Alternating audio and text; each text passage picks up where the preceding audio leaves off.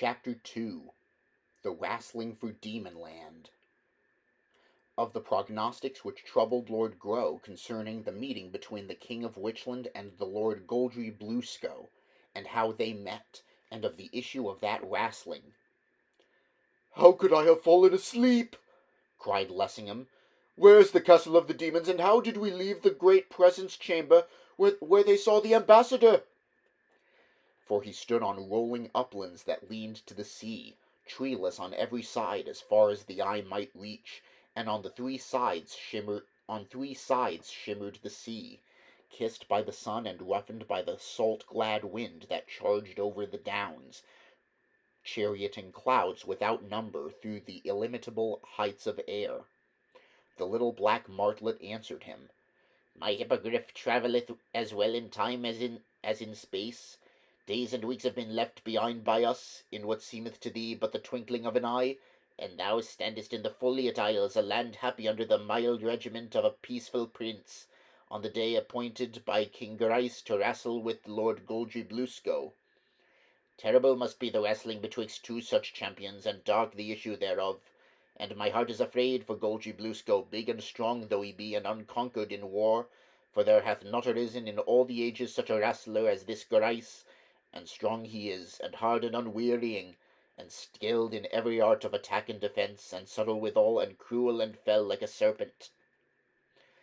Where they stood, the down was cut by a coombe that descended to the sea, and overhanging the coombe was the palace of the Red Foliot, rambling and low, with many little towers and battlements, built of stones hewn from the wall of the coombe, so that it was hard from a distance to discern what was palace and what native rock. Behind the palace stretched a meadow, flat and smooth, carpeted with the close wiry turf of the downs. At either end of the meadow were booths set up, to the north the booths of them of Witchland, and to the south the booths of the demons. In the midst of the meadow was a space marked out with withies 60 paces either way for the wrastling ground. Only the birds of the air and the sea wind were abroad as then, save those that walked armed before the witches' booths, 6 in company, harnessed as for battle in burnies of shining bronze, with greaves and shields of bronze and helms that glanced in the sun. 5 were proper slender youths, the eldest of whom had not yet beard full grown, black-browed and great of jaw. The 6th, huge as a neat, topped them by half a head. Age had flecked with grey the beard that spread over his big chest to his belt, stiffened with studs of iron, but the vigour of youth was in his glance and in his voice, and in the tread of his foot, and in his fist so lightly handling his burly spear. "Behold, wonder and lament," said the martlet, "that the innocent eye of day should be enforced still to look upon the children of night everlasting, Cornd of Witchland and his cursed sons." Lessingham thought, "A most fiery politician is my little martlet, damned fiends and angels, and nothing betwixt for her. But I'll dance to none of their tunes, but wait for these things unfolding." So walked those back and forth as caged lions before the witches' booths, until Cornd halted and leaning on his spear said to one of his sons, "Go in and seek out Grow that I may speak with him." And the son of Cornd went, and returned anon with Lord Grow, that came with furtive step, yet goodly and fair to behold. The nose of him was hooked like a sickle, and his eyes great and fair like the eyes of an ox, inscrutable as they. Lean and spare was his frame, pale was his face, and pale his delicate hands, and his long black beard was tightly curled and bright as the coat of a black retriever. Cornd said, "How is it with the king?" Grow answered him, "He chafeth to be at it, and to pass away the time he playeth at dice with Corineus, and the luck goeth against the king." "What makest thou of that?" asked Cornd, and Grow said, "The fortune of the dice jumpeth not commonly with the fortune of war." Cornd grunted in his beard, and laying his large hand on Lord Grow's shoulder, "Speak to me a little apart," he said, and when they were private, "Darken not counsel," said Cornd to me and my sons. "Have I not these 4 years past been as a brother unto thee, and wilt thou still be secret toward us?" But Grow smiled a sad smile, and said, Why should we by words of ill omen strike yet another blow where the tree tottereth? Corin groaned. Omens, he said, increase upon us from that time forth when the king accepted the challenge evilly and flatly against thy counsel and mine and the counsel of all the great ones in the land. Surely the gods have made him fey, having ordained his destruction, and are humbling before these demons.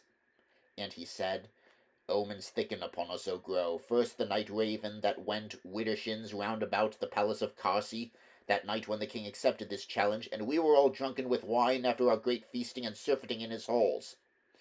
Next the stumbling of the king, when as he went upon the poop of the long ship which bare us on this voyage to these islands. Next the squint-eyed cup-bearer that poured out unto us yesternight, and throughout the devilish pride and bragging humour of the king. No more. He is fey, and the dice fall against him.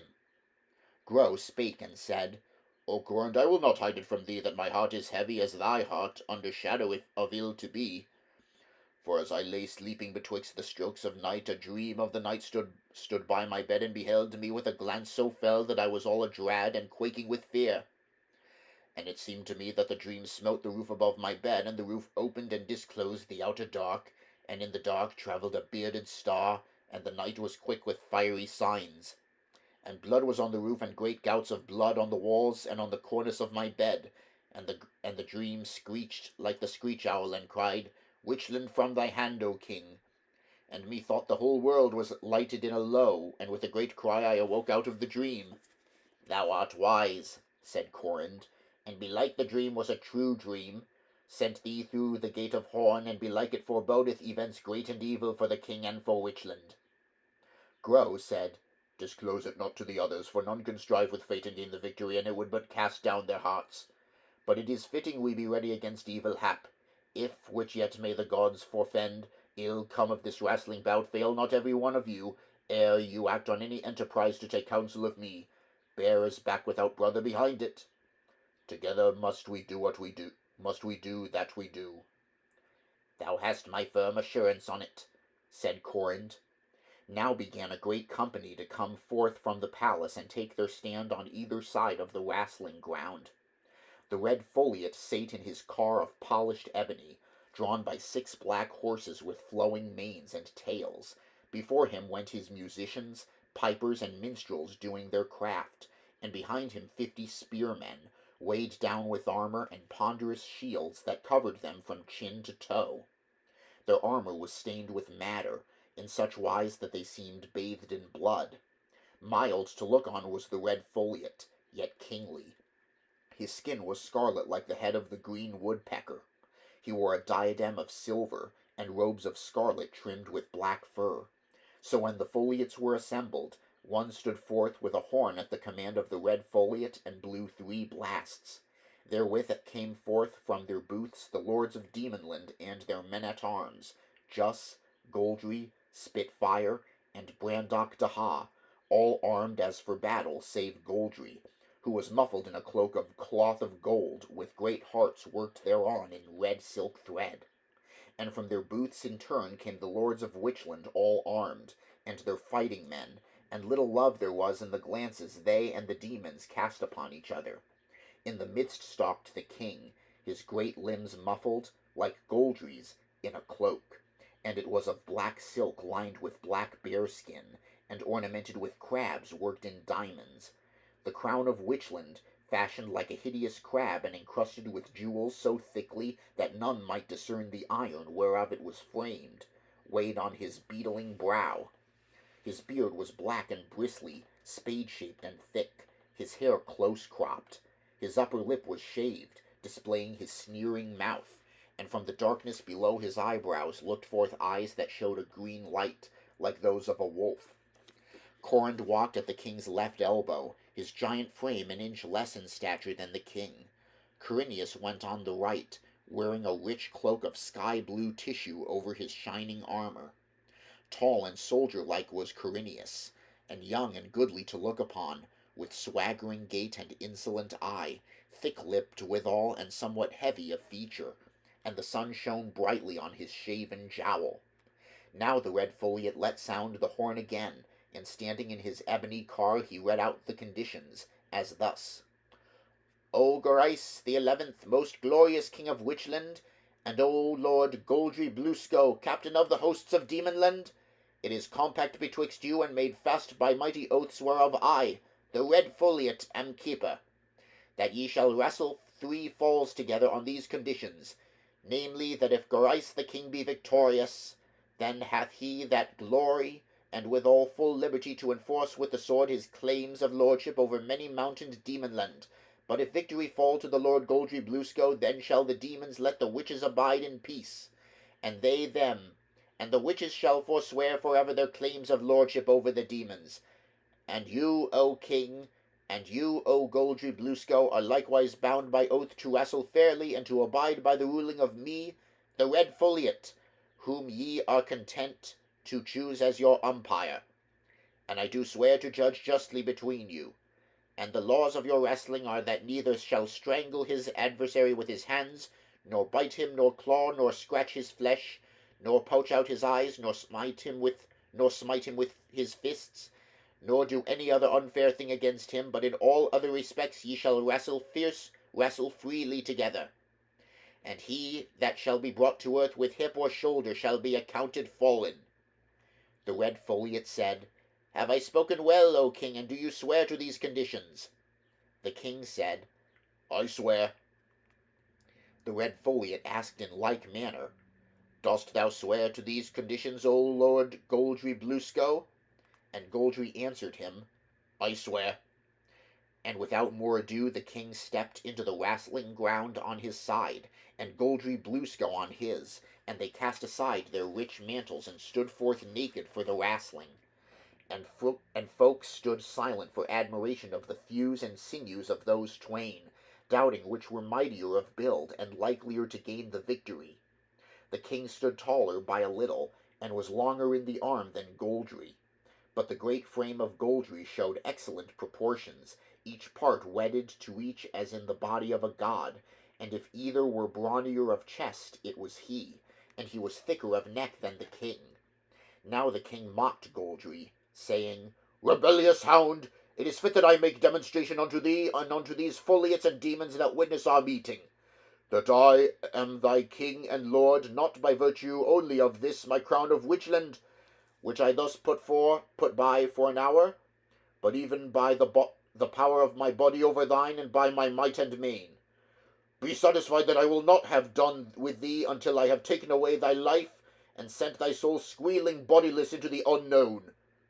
And thy skull and thy marrow bones will I have away to Carsey, to my palace, to be a token unto all the world that I have been the bane of an 100th great champion by my wrestling, and thou not least among them, that I have slain in that exercise. Therefore, when I have eaten and drunken and made merry in my royal palace at Carsey, I will sail with my armies over the teeming deep to many-mounted Demonland. And it shall be my footstool, and these are the demons, the slaves of me, yea, and the slaves of my slaves. But the Lord Goldry Bluesco laughed lightly, and said to the Red Foliot, O Red Foliot, I am not come hither to contend with the king of Witchland in windy railing, but to match my strength against his, sinew against sinew.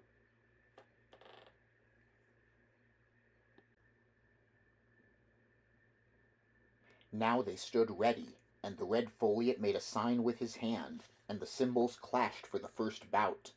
At the clash the two champions advanced and clasped one another with their strong arms, each with his right arm below and left arm above the other's shoulder, until the flesh shrank beneath the might of their arms that were as brazen bands. They swayed a little this way and that, as great trees swaying in a storm, their legs planted firmly so that they seemed to grow out of the ground like the trunks of oak trees. Nor did either yield ground to the other, nor might either when a master hold upon his enemy. So swayed they back and forth for a long time, breathing heavily, and now Goldry, gathering his strength, got the king lifted a little from the ground, and was minded to swing him round and so dash him to earth. But the king, in that moment when he found himself lifted, leaned forward mightily and smote his heel swiftly round Goldry's leg on the outside, striking him behind and a little above the ankle, in such wise that Goldry was fain to loosen his hold on the king, and greatly folk marvelled that he was able in that plight to save himself from being thrown backward by the king. So they gripped again, until red wheals rose on their backs and shoulders by reason of the grievous clasping of their arms. And the king on a sudden twisted his body sideways, with his left side turned from Goldry, and catching with his leg Goldry's leg on the inside below the great muscle of the calf, and hugging him yet closer, he lurched mightily against him, striving to pull Goldry backward and so fall upon him and crush him as they fell to earth. But Goldry leaned violently forward, ever tightening his hold on the king, and so violently bare he forward in his strength that the king was balked of his design, and clutched that together they fell both to earth side by side with a heavy crash, and lay bemused while one might count half a score.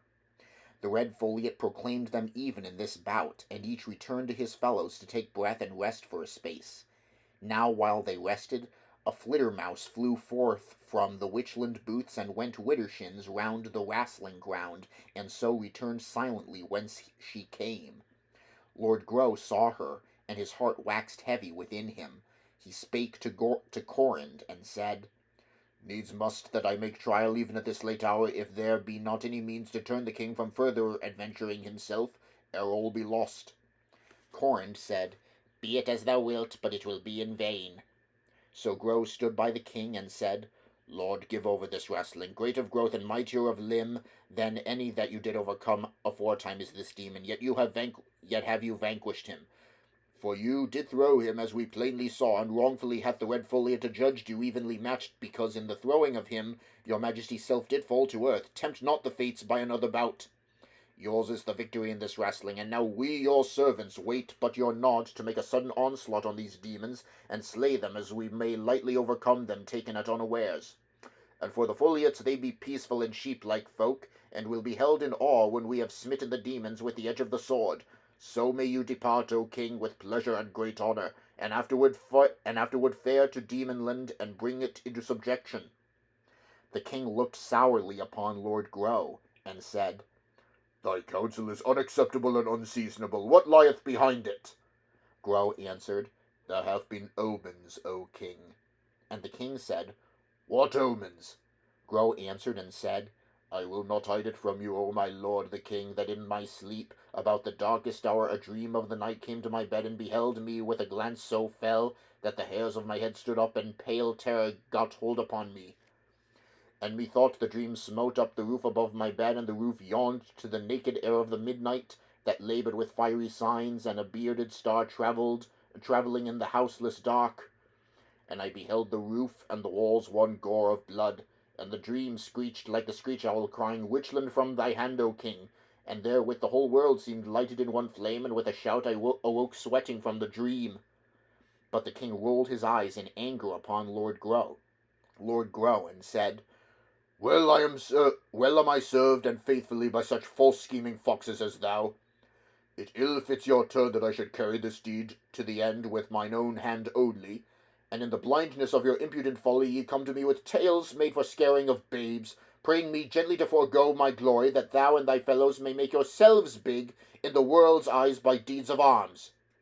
Grow said, Lord, it is not so.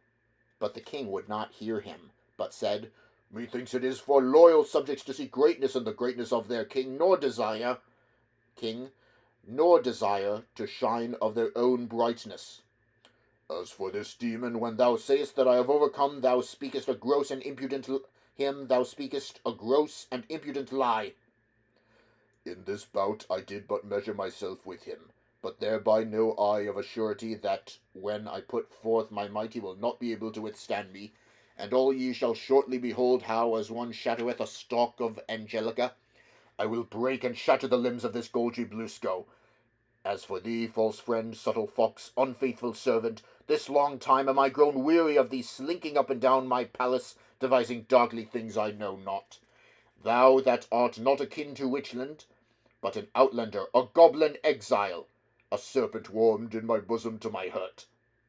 But these things shall have an end. When I have put down this Goldry Bluescow, then shall I have leisure to put down thee also. And Grow bowed in sorrow of heart before the anger of the king, and held his peace. Now was the horn blown for the second bout, and they stepped into the wrastling ground. As at the clashing of the cymbals the king sprang at Goldry as the panther springeth, and with a rush bare him backward and well nigh forth to the wrastling ground. But when they were carried almost among the demons where they stood to behold the contest, Goldry swung to the left and strove as before to get the king lifted off his feet. But the king foiled him, and bent his ponderous weight upon him, so that Goldry's spine was like to have been crushed beneath the murthering violence of the king's arms. Then did the Lord Goldry Bluesco show forth his great power as a wrastler, for, even under the murthering clasp of the king, he by the might that was in the muscles of his brawny chest shook the king first to the right and then to the left, and the king's hold was loosened, and all his skill and mastery but narrowly saved him from a grievous fall. Nor did Goldry delay nor ponder how next to make trial of the king, but suddenly as the lightning he slackened his hold and turned, and with his back under the king's belly gave a mighty lift, and they that witnessed it stood amazed in expectancy to see the king thrown over Goldry's head. Yet for all his striving might not Goldry get the king lifted clean off the ground. Twice and 3 times he strove, and at each trial he seemed further from his aim, and the king bettered his hold. And at the 4th essay that Goldry made to lift the king over his back and fling him headlong, the king thrust him forward and tripped him from behind, so that Goldry was crawled on his hands and knees. And the king clung to him from behind and passed his arms round his body beneath the armpits, and so back over the shoulders, being minded to clasp his 2 hands at the back of Goldry's neck. Then said Corand, "The demon is sped already. By this hold hath the king brought to their bane more than 60 famous champions. He delayeth only till his fingers be knit together behind the neck of the accursed demon to draw the head of him forward until the bones of the neck or the breastbone be burst in asunder." "He delayeth over long for my peace," said Grow. The king's breath came out of him in great puffs and grunts as he strained to bring his fingers to meet behind Goldry's neck. Nor was it aught else than the hugeness of his neck and burly chest that saved the Lord Goldry Bluesco in that hour from utter destruction. Crawled on his hands and knees, he could nowise escape from the hold of the king, neither lay hold on him in turn. Howbeit, because of the bigness of Goldry's neck and chest, it was impossible for the king to fasten that hold upon him, for all his striving. When the king perceived that this was so, and that he but wasted his strength, he said, "I will loose my hold on thee and let thee up, and we will stand again face to face, for I deem it unworthy to grapple on the ground like dogs." So they stood up, and wrestled another while in silence.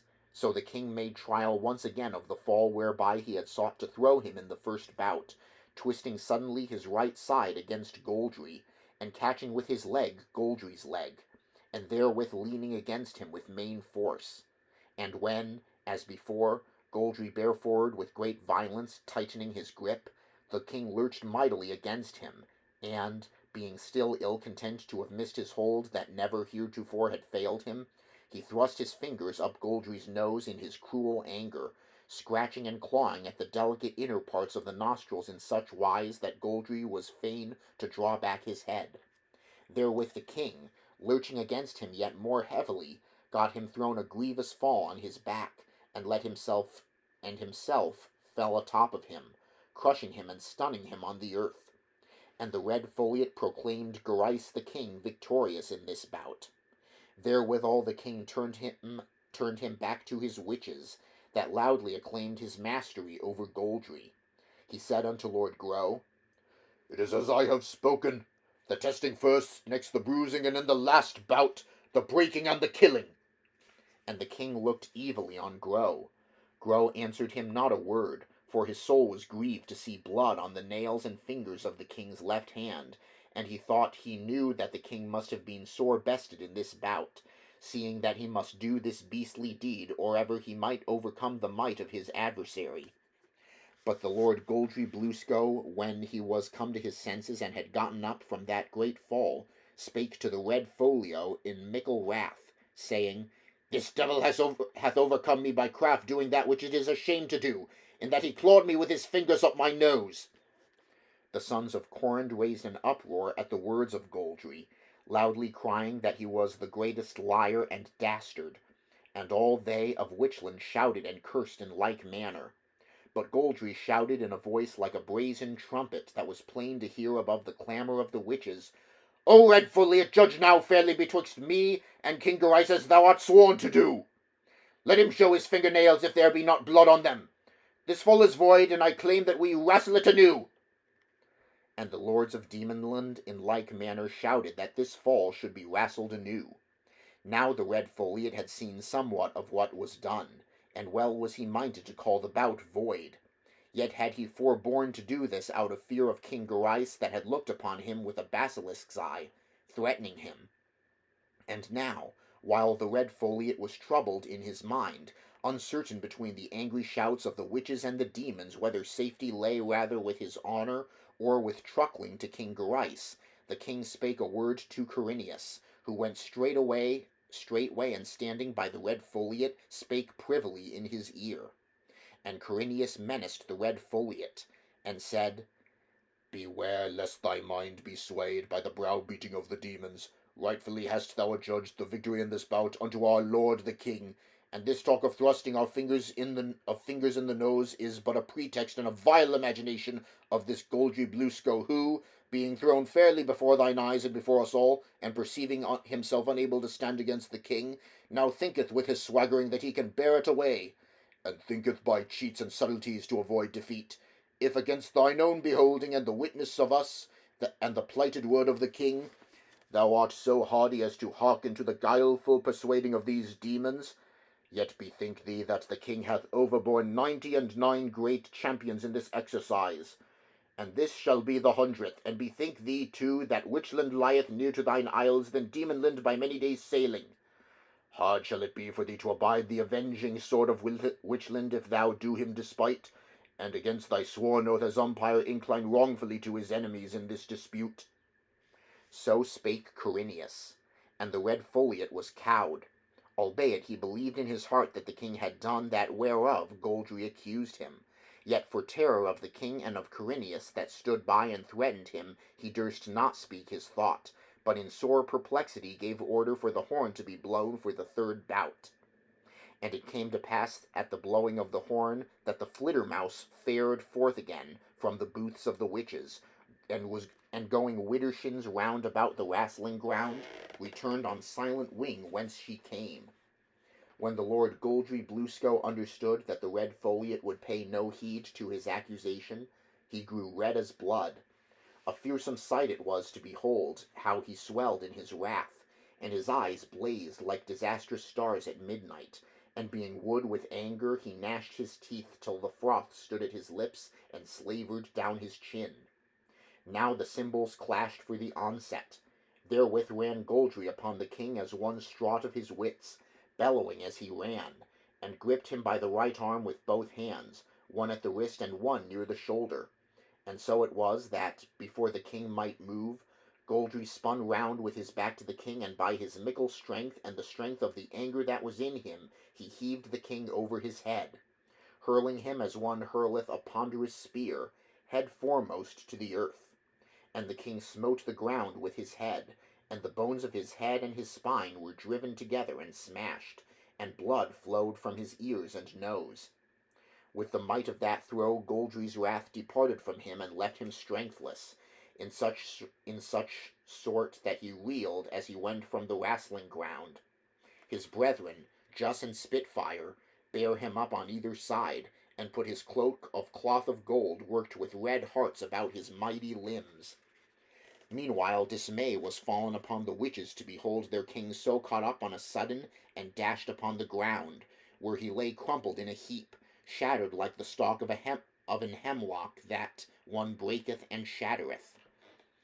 In great agitation the Red Folliot came down from his car of ebony and made haste thither where the king was fallen, and the lords of Witchland came likewise thither stricken at heart, and Corin lifted the king in his burly arms. But the king was stone dead.